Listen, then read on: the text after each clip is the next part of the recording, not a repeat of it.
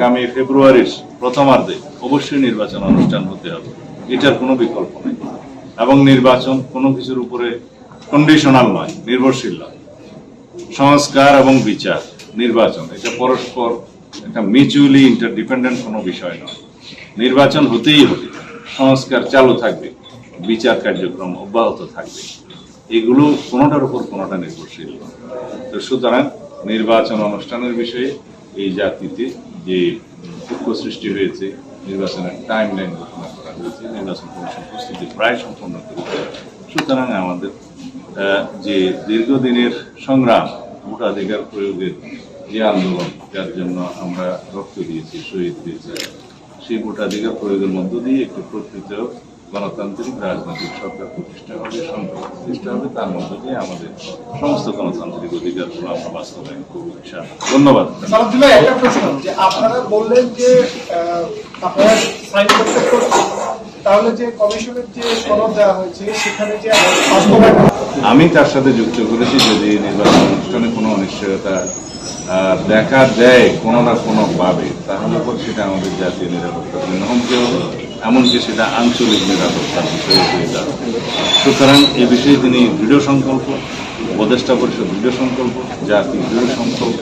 অবশ্যই আমাদের সেই নির্বাচন অনুষ্ঠান করতে হবে এবং সুষ্ঠু অবাধ নিরপেক্ষ জাতীয় অনুষ্ঠানের মধ্য দিয়ে আমরা বিশ্বের মধ্যে একটা নজির স্থাপন করতে চাই।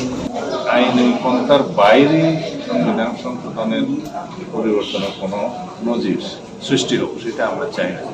তো সেই জন্য আমরা বলেছি, মানে প্রধান উপদেষ্টার কাছেও আমি আহ্বান জানিয়েছি যে আপনি বিচার বিভাগের পরামর্শ নিতে পারেন, সুপ্রিম কোর্টের আপিল বিভাগের পরামর্শ নিতে পারেন যে এই সনদ বাস্তবায়নের জন্য আইনি কি প্রক্রিয়া ফলো করা যায়, অনুসরণ করা যায়, অথবা এর বাইরেও যদি কোনো আইনে কোনো প্রক্রিয়া ইউজ করা যায়, তাতেও আমরা একমত হব। কিন্তু যেই জুলাই সনদটাকে আমরা জাতীয় ক্ষমতার ভিত্তিতে প্রণয়ন করছি, এটা একটা জাতীয় গুরুত্বপূর্ণ দলিল, রাজনৈতিক দলিল এবং সাংবিধানিক দলিল। এই দলিলটাকে যাতে আমরা বাস্তবায়ন করতে পারি প্রশ্নাতীতভাবে, জাতির কাছে যেন এটা কোনোদিন প্রশ্নবিদ্ধ না হয়, ভবিষ্যতের জন্য এটা জুডিশিয়ারিতে চ্যালেঞ্জ না হয়, সেরকম একটা পদ্ধতি আমরা বের করি। সেই জন্যই আমি এখানে সুপ্রিম কোর্টের মতামতের জন্য আজকে আহ্বান জানিয়েছি যে মতামত নিতে পারেন।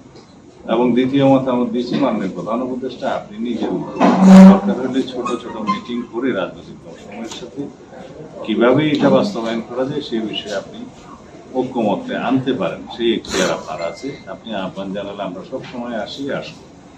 এই ছিল আমাদের আজকের বক্তব্য। দেশের নাম্বার 1 ট্রেডিং অ্যাপ নিফটি ফার্স্টে পাচ্ছেন ট্রেডিং এর সব সুবিধা, dual exchange access, company analysis, portfolio তৈরি করা সহ আরও অনেক ইউনিক ফিচারের সাথে ট্রেড করতে ডাউনলোড করুন এক্ষুনি।